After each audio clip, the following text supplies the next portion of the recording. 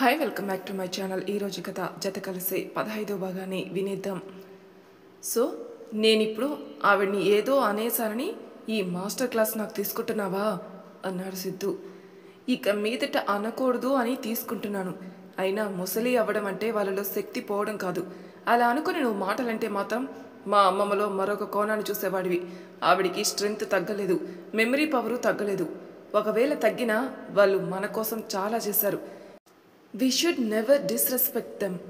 అసలు వాళ్ళు లేకపోతే మనం పేరెంట్స్ ఎక్కడ, మన పేరెంట్స్ లేకపోతే మనం ఎక్కడ? ఆ విషయం గుర్తుపెట్టుకో. ఎందుకో తెలియదు కానీ కాస్త సీరియస్గా చెప్పేశాను ఆ విషయాన్ని. సో ఇప్పుడు వెళ్ళి ఆవిడకి సారీ చెప్తే నువ్వు హ్యాపీ ఫీల్ అవుతావా అన్నాడు సిద్ధు. నువ్వు ఆవిడకి సారీ చెప్పినా ఆవిడ పట్టించుకోదు. నువ్వు అనవసరంగా కంగారు పడకు. కానీ ఇంకొకసారి ఎప్పుడు అలా మాట్లాడుకు. అది మా అమ్మమ్మ అయినా ఇంకెవరైనా. అది నాకు అస్సలు నచ్చదు. But feel sorry with in your self. కాస్త కోపంగానే చెప్పాను. ఓకే, కూల్ అయ్యావా? కోకోనట్ జ్యూస్ తీసుకుని రానా? నాకేం వద్దు. పోనీ చాక్లెట్? అయినా గర్ల్స్ ఎప్పుడు చాక్లెట్కి ఐస్ క్రీమ్కి పడిపోతారని బయట టాకు అన్నాడు నవ్వుతూ. జనరలైజ్ చేసి మాట్లాడుకో అన్నాను. సరే, ఏం కావాలి? నాకేం అక్కర్లేదు, కానీ ఇంకెప్పుడు పెద్దవాళ్ళతో ఇలా మాట్లాడనని నాకు ప్రామిస్ చేయి అని చేతికి ముందు పెట్టాను. For sure babes. సరే, నేను క్లాస్కి వెళ్తాను, నువ్వు రావా? వెనక్కి తిరిగి అడిగాను. ఎవరిని పట్టుకుని ఏం అడుగుతున్నావు అని రఘువరంలో ధనుష్లాగా డైలాగ్ కొట్టాడు సిద్ధార్థ్. నమస్కారం అని తనకి దండం పెట్టి నడుచుకుంటూ వెళ్ళిపోయాను క్లాస్కి. సిద్ధార్థ్ ఏమైనా ఫీల్ అయ్యి ఉంటాడా అని ఆలోచించాను. కానీ మరి తను మాటలు అన్నది మా అమ్మమ్మని కదా, ఆ మాత్రం అనడంలో తప్పు లేదనిపించి సర్ది చెప్పుకున్నాను. నాకు క్లాస్ అయింది, లంచ్ తిన్నాను, ల్యాబ్కి వెళ్ళాను. సిద్ధార్థ్ రాలేదు. ఒంటరి పక్షిలా కంప్యూటర్ ముందు కూర్చున్నాను. కోడింగ్ చేశాను. అవుట్పుట్ రాసుకుని బయటికి పంపించేసింది. తీరిగ్గా బయటకు వచ్చేసరికి బయటున్నాడు రిషి. ఏమైంది? బ్యాగ్ భుజాన్ని వేసుకుంటూ అడిగాను. తోటకెళ్ళాలి, తోడొస్తావా? ఏంటి? మా క్లాస్మేట్ ఒకడు ఉన్నాడులే, వాళ్ళ తోటకు వెళ్ళాలి, తోడుగా వస్తావా? నేనెందుకు తోడు? కళ్ళు పైకి ఎగరేస్తూ అడిగాను. రామాఫలం కావాలన్నావు కదా, అది ఎలా ఉంటుందో దాన్ని ఎలా తింటారో నాకు తెలీదు. సో నువ్వు తీసుకుంటావు అని. సరే, నేను అమ్మమ్మకి చెప్తాను. రిషితో బయటికి వెళ్తున్నావని చెప్పు. తోటకి పళ్ళు తీసుకురావడానికని నానమ్మ వద్దనేస్తారు అన్నాడు రిషి. ఒక్కరోజులో బాగానే అర్థం చేసుకున్నావు. నేను రోజు చూస్తున్నాను కదా. అంటే నేను అమ్మమ్మలా బిహేవ్ చేస్తున్నానా?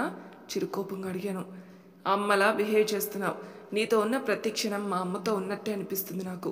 నేనెప్పుడు ఇలా ఫీల్ అవ్వలేదు సుబ్బు అన్నాడు. Thank you. సరే, ఏమైనా తిని స్టార్ట్ అవుదామా? ఒక 25 కిలోమీటర్స్ ఉంటుంది అక్కడికి అన్నాడు రిషి. I am starving.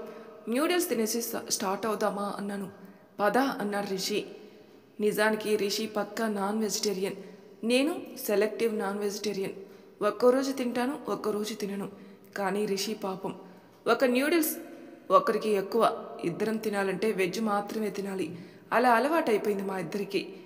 అమ్మమ్మకి రిషితో బయటకు వెళ్తున్నానని చెప్పగానే అడిగింది ఎక్కడికి అని. రిషికి ఏవో బుక్స్ కావాలట, జగదాంబ వెళ్తున్నాం అన్నాను. బుక్సా? సరే త్వరగా వచ్చేయి, మీ ఇద్దరు జాగ్రత్త అంది అమ్మమ్మ. సరే అని బస్సులో కూర్చున్నాక పాటలు పెట్టుకుంటూ అడిగాను.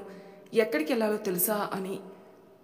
లైవ్ లొకేషన్ పెట్టాడులే, చూసుకుంటూ వెళ్ళిపోవడమే. సరే, సాంగ్స్ వింటావా అన్నాను ఒక సైడ్ తనకిస్తూ. డన్ అని తీసి చెవులకి పెట్టుకున్నాడు రిషి.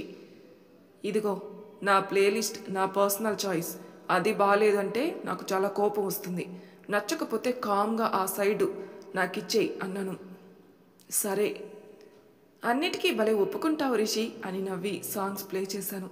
కాసేపటికి అర్థమైంది మేమిద్దరం రోజు వేరే వేరే ఇయర్ ఫోన్స్లో వినేది ఒకటే పాటలని. ఇక్కడే దిగాలి మనం అన్నాడు రిషి. వెంటనే అన్నిటినీ లోపల పెట్టుకుని జాగ్రత్తగా లేచాను నేను. స్టార్టింగ్లోనే ఉన్నది వాళ్ళ తోట. అప్పటికే ఆ అబ్బాయి ఉన్నాడు అక్కడ. నడుచుకుంటూ వెళ్ళాలి అన్నావు. నేనేదో సరదాగా చెప్పానులే అని. ట్రాక్టర్తో వచ్చావా? పర్లేదు కదా అన్నాడు రిషి. అని ఉత్సాహంగా ఎక్కేసి నేను డ్రైవ్ చేయనా క్యూరియస్గా అడిగాను వాళ్ళ ఫ్రెండ్స్ని. ఇద్దరూ ఒకేసారి నా వైపు చూసి అడిగారు, వచ్చా నీకు అని. మా ఊర్లో పొలానికి నేనే ట్రాక్టర్ వేస్తాను. మీరు చాలా గ్రేట్ అండి బాబు, నేను ఈ మధ్యనే నేర్చుకున్నాను అన్నాడు ఆ అబ్బాయి. ఇంతకీ వీడి గురించి నీకు చెప్పలేదు కదా, నా ఫ్రెండు, ఇక్కడ కాదు డిప్లొమాలో. తర్వాత వాళ్ళ ఫాదర్ చనిపోవడంతో ఇంటి బాధ్యతల వల్ల చదువు డిస్కంటిన్యూ చేసి ఫార్మింగ్ సైడ్ వచ్చేస్తాడు. ఇప్పుడు ఒక ఇంజనీరింగ్ కంటే ఎక్కువ ఎర్న్ చేస్తున్నాడు అనుకో, కానీ ఇందులో ఉండే సాటిస్ఫాక్షన్ ఏ ఇంజనీరింగ్లో వస్తుంది చెప్పు అన్నాడు రిషి. మరీ ఎత్తైకి రా బాబు అని నవ్వి ఐఆమ్ గోపాల్ అని పరిచయం చేసుకున్నాడు తను. ఐఆమ్ చిత్ర సుబ్బలక్ష్మి చెప్పాడు. నడిచే సరస్వతీదేవి అంట కదా అని నవ్వాడు గోపాల్. అంత లేదు అని గేర్ వేసేసరికి ఒక్కసారిగా ముందుకొచ్చి కోపం ఉంటే ఇంకోలా తీర్చుకో సుబ్బు అన్నాడు రిషి. హేయ్, మట్టి దిబ్బ వచ్చింది కింద అని ఇదేనా అని అడిగాను గోపాల్ని. హా అని ట్రాక్టర్ ఆపగానే కిందికి దూకేశారిద్దరు. రిషి ముందుకి వచ్చేలోపే నేనే కిందికి దిగేసరికి అబౌట్ టు యూ. ఏం డ్రైవింగ్ అసలు అన్నాడు రిషి. అయినా చెమటలు పట్టే అమ్మాయిని నువ్వెక్కడ చూసుంటావు? ఒంటికి జీన్స్, చెవులకి హెడ్ ఫోన్స్, అలాంటి అమ్మాయిలేగా నువ్వు చూసింది అని ఫిదా మూవీ డైలాగ్ వాడాను మధ్యలో. హా, చిత్రా సుబ్బలక్ష్మి హైబ్రిడ్ పిల్ల అంది. ఇక చాలు అని రిషి నాపి లోపలికి వెళ్తుంటే సీతాఫలం, రామాఫలం, మామిడికాయలు, జామకాయలు, పప్పాయ, వాటర్ మిలన్ కావలసిన ఫ్రూట్స్ అన్నీ అక్కడే ఉన్నాయి. వాటితో పాటు హైలైట్గా డ్రాగన్ ఫ్రూట్ కూడా. అవన్నీ చూసి ఎగ్జైట్ అయినా ఫ్రీగా అవన్నీ ఎత్తుకుని వెళ్తే దరిద్రంగా ఉంటుందని మనసు ఎతబోత చేసింది. రామాఫలం ఏరుకుంటూ బ్యాగ్లో వేస్తుంటే వేరే ఫ్రూట్స్ అన్నీ పెద్ద కార్డ్బోర్డ్ డబ్బాలో వేసి తెచ్చాడు గోపాల్. హే, ఇన్ని ఫ్రూట్స్ మాకెందుకు, అది కూడా ఫ్రీగా, ప్లీజ్ వద్దు అన్నాను. ఫ్రీ డబ్బులేంటి? రిషిగాడు మొదటిసారి ఏదైనా అడిగాడు నన్ను. ఆ మాత్రం కూడా చేయకపోతే ఇంకా నేను ఉండి ఎందుకు?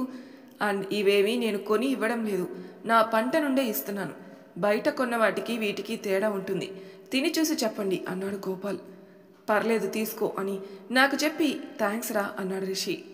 చల్ బే అని రిషికి ఒకటేసి ఉసిరికాయలు నీకిష్టమని చిన్నగా ఉన్నప్పుడే తీసేసి పెట్టా నిన్న అని కవర్ చేతిలో పెట్టాడు గోపాల్. తనతో కాసేపు మాట్లాడుతుంటే వాళ్ళమ్మగారు టీ, స్నాక్స్ తీసుకొని రావడంతో అవి తినేసి స్టార్ట్ అవుతామని లేస్తుంటే ఈసారి భోజనానికి ఉండేలా రమ్మని మరీ చెప్పారు వాళ్ళమ్మగారు. మమ్మల్ని ఇంటికి దింపుతామని చెప్పినా బస్ స్టాప్లో దింపేసి ఆంటీకి తోడుగా ఉండమని చెప్పి దిగిపోయాడు రిషి. తన వెనకే నేను. ఈ మధ్య రిషి ఎక్కడుంటే అక్కడే. వడాఫోన్ యాడ్లో కుక్కలాగా తిరుగుతున్నాను నేను. Wherever you go our network follows అంటూ. ఆ బ్యాగ్ మొత్తం మా ఇద్దరి బ్యాగుల్లో సర్దేసి బయట ఎవరికీ డౌట్ రాకుండా ప్యాక్ చేసి పడేశాం ఇద్దరం. ఇంటికి వెళ్ళేసరికి బయటే ఉంది అమ్మమ్మ ఫోన్లో సీరియల్స్ చూసుకుంటూ. బుక్స్ కొనేశారా అంది కళ్ళు పైకి ఎత్తకుండానే. మరి ఆ కాళ్ళకి మట్టేంటి? ఏ కాళ్ళకి అని స్లో మోషన్లో కళ్ళు కిందికి దింపామిద్దరం. తోటలో తిరిగాం కదా, పూర్తిగా కాళ్ళు మట్టి పట్టేశాయి. నానమ్మ రూమ్లోకి పదండి మాట్లాడుకుందాం అన్నాడు రిషి. మేము ముగ్గురం బెడ్రూమ్లోకి వెళ్ళగానే బ్యాగ్స్ నుండి ఫ్రూట్స్ తీసి బెడ్ మీద వేసాం ఇద్దరం. అని నోటి మీద వేలేసుకుని ఏ తోట నుండి దొబ్బుకొని వచ్చారు అంది కోపంగా చూస్తూ మా హెడ్ మాస్టర్. కర్మ అని తలబాదుకుని రిషి వాళ్ళ ఫ్రెండ్ తోటలో అడిగి తీసుకుని వచ్చాం గొప్పగా చెప్పాను. నిజమా, నా కోసం తెచ్చావా రిషి? నేను కూడా తీసుకొచ్చాను అన్నాను. తెచ్చాడు అనలే, ఉక్రోషంగా చెప్పాను. ఎందుకు మీ ఇద్దరు ఇంత కష్టపడడం? చిన్నపిల్లలు మీరు, మీకోసం నేను చేయాలి, మీరు నా కోసం కాదు అని ముద్దుగా కసిరి ఇద్దరికీ తలనిమిరి థ్యాంక్స్ చెప్పింది అమ్మమ్మ. థ్యాంక్స్ ఏం అక్కర్లేదు నాకు, ఈ ఫ్రూట్ తిను, సేంద్రియంగా పండించినవి గొప్పగా చెప్పాను. తింటాను కానీ నిన్న బైక్తో డాష్ ఇచ్చాడు కదా, ఆ అబ్బాయి మీ క్లాసే అంట కదా, ఇందాకొచ్చి సారీ చెప్పి వెళ్ళాడు అంది అమ్మమ్మ. ఏంటి? కళ్ళు పేలిపోయింత పెద్దవి చేసి అడిగాను. తను నీ క్లాస్మేటే అంట కదా, వచ్చి సారీ చెప్పెళ్ళాడు అని రిషి వైపే చూస్తూ తను వచ్చాడని నీకు చెప్పి వెళ్ళమని చెప్పాడు అంది అమ్మమ్మ. తను వస్తే నా గురించి రావాలి కానీ రిషి గురించి రావడం ఏంటి అని ఆలోచిస్తుంటే, ఏం ఆలోచిస్తున్నావు సుబ్బు, నానమ్మకి ఒకటి కట్ చేసి ఇవ్వు అన్నాడు రిషి. అని ఒక రామఫలం తీసిచ్చాను అమ్మమ్మకి. భలే స్వీట్గా ఉన్నాయి, మన తోటలో వాటిలానే అంది అమ్మమ్మ నాకు రిషి కూడా తినిపిస్తూ. నీకు ఇచ్చింది ఒకటే, అందులో మాకు కూడా వాటాలు వేస్తున్నావు, తిను అన్నాను నేను.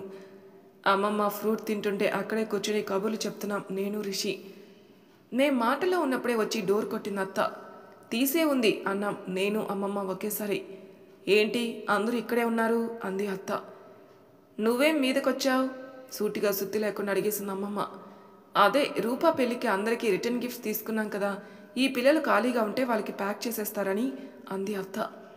ఇక్కడ అందరం ఖాళీగానే ఉన్నాం, తీసుకొచ్చి పెట్టే మనం తలొక చెయ్యి వేసి పూర్తి చేస్తాం అంది అమ్మమ్మ. అయ్యో అత్తగారు మీరెందుకు, మీరు పెద్దవాళ్ళు, ఈ పిల్లలు ఖాళీగా ఉంటే చేస్తారులేండి అంది అత్త. పెద్దదాని అయినా వీళ్ళందరి మీద నేనే ఖాళీగా ఉన్నాను ఇక్కడ, ఏం పర్వాలేదు మీదకి పెట్టించు అంది అమ్మమ్మ. సరే నేను లేచి వెళ్ళిపోయింది అత్త. వాళ్ళిద్దరూ మాట్లాడుకుంటున్నంతసేపు ఎవరు మాట్లాడితే వాళ్ళ వైపు తల తిప్పి చూస్తున్నాం నేను రిషి. ఇక్కడ పెట్టేయండి, రేపు మీ కాలేజీకి వెళ్ళాక నేను ఖాళీగానే ఉంటాను కదా, నేను చేసి పెడతానులే అంది అమ్మమ్మ. ఇప్పుడు మేమేం దేశాన్ని ఉద్ధరించే పనులు చేయడం లేదులే, నేను నీకు హెల్ప్ చేస్తాను వెంటనే చెప్పేశాను. సరే తలో ఒక చెయ్యి వేసేద్దాంలే అని నన్ను ఆపేసి స్నానం చేసి కూర్చొని కబుర్లు చెప్పుకుందాం, ముందు స్నానాలు చేయండి ఇద్దరు అంది మమ్మల్ని. స్నానాలు కానిచ్చి బయటకొచ్చి కిందికెళ్ళి భోజనాలు కూర్చున్నాం అందరం. అత్త వడ్డించబోతుంటే వద్దని ఎవరికి వాళ్ళే వడ్డించుకుందామని చెప్పింది అమ్మమ్మ. ఎవరి మానాన వాళ్ళు వేసుకుని ఏదో హాస్టల్లో తెలియని వాళ్ళ మధ్యలో ఉంటున్నట్టు గబగబా తినేసి మళ్ళీ ఎవరి మానాన వాళ్ళు రూమ్స్లోకి వెళ్ళిపోయారు. అసలు ఇదే లైఫ్ అయిపోయింది. అదే మా ఊర్లో ఉంటే పక్కింటి బాలుగాడు వాళ్ళ ఫ్యామిలీ నేను అమ్మమ్మ కలిసి మా రెండిళ్ళకి మధ్యన గట్టు మీద కూర్చొని గంటలు గంటలు మాట్లాడుకుంటూ తిని సరదాగా గడిపిన రోజులు గుర్తొచ్చాయి. అసలు ఇంకా బంధువులు బంధుత్వాలు ఉన్నాయా అసలు? ఎప్పటికీ నాలో ఉండే ఒక క్వశ్చనే అది. బావ చేత అవి మా రూమ్లో పెట్టించింది అత్త. తను కూడా హెల్ప్ చేస్తారని బావ కూడా ఉండిపోయాడు. అప్పుడు మొదలైంది అసలైన పెళ్లి హడావిడి. పాటలు గెంతులు అరుపులు. నెమ్మదిగా మా బ్యాచ్లో అమ్మమ్మను కూడా అలా కలిపేసుకున్నాం ఆ రోజు.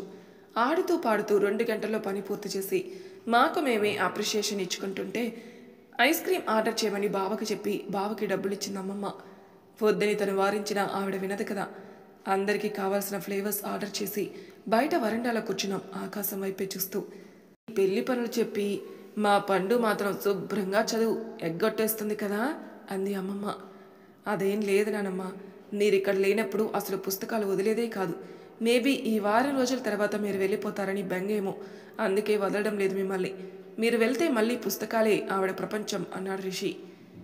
ఎందుకే అంత బెంగ నీకు? వీళ్ళందరూ మంచివాళ్ళు, చక్కగా ఉండి చదువుకో.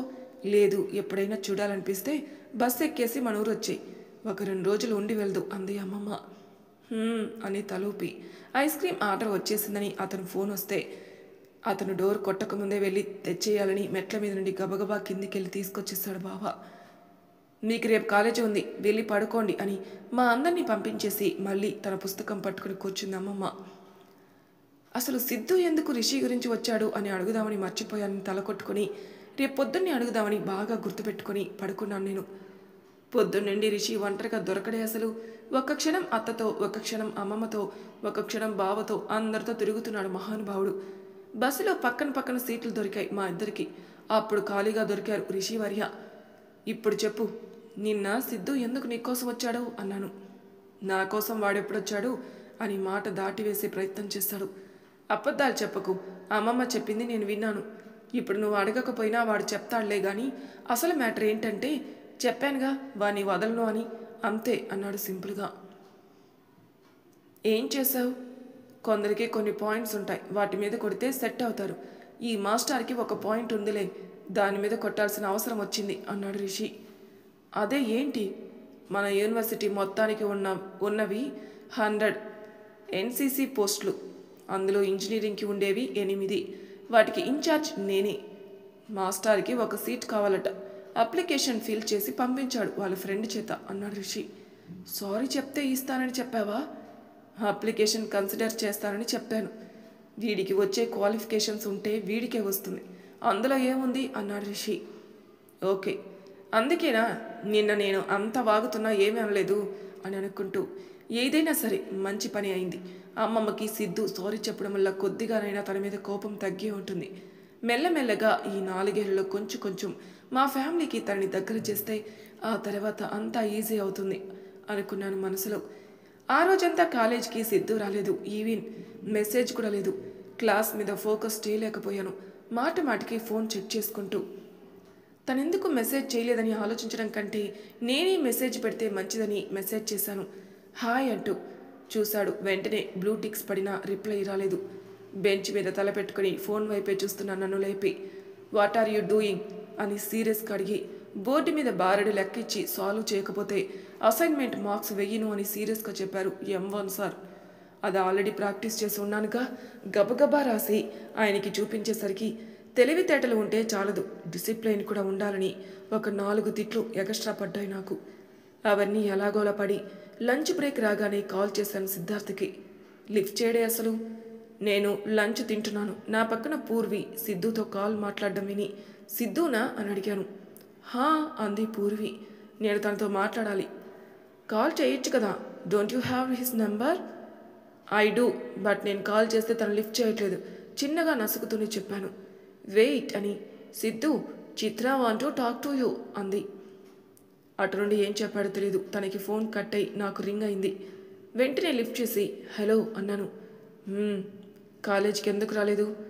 ప్రతిదీ నీకు చెప్పి చేయాలా? అక్కడికి ఏదో తమరు అన్నిటినీ నాకు చెప్పి చేస్తున్నట్టు. ఏమైంది సిద్ధు? ఇంకా ఏం కావాలి? అసలు ఎందుకు కాలేజీకి రాలేదని నేను అడుగుతుంటే నువ్వు దేని గురించి మాట్లాడుతున్నావు నాకైతే అర్థం కావడం లేదు. నీకేది అర్థం కాదులే, నీ అంత ఈజీగా అబద్ధాలు ఆడటం నాకు చేత కాదు కదా అన్నాడు సిద్ధు. ఒక క్షణం విస్తుపోయాను తన మాటలకి. దేని గురించి నేను అబద్ధం చెప్పాను? కళ్ళల్లో నీళ్లు తిరుగుతుంటే అది కష్టం మీద ఆపి అడిగాను. దేని గురించి చెప్పలేదు అని అడుగు. సీనియర్ రిషి నీకు రిలేటివా అని అడిగితే సమాధానం చెప్పలేదు. మీరందరూ ఒకటే ఇంట్లో ఉంటున్నారని నిజం నాకు చెప్పలేదు. అండ్ మోర్ ఎవర్ నిన్న నువ్వు తనతో కలిసి బయటికి వెళ్తున్నావు అనే విషయాన్ని కూడా నాకు చెప్పలేదు. ఫస్ట్ నుండి తన విషయంలో నీ బిహేవియర్ నాకు తేడాగా అనిపించింది.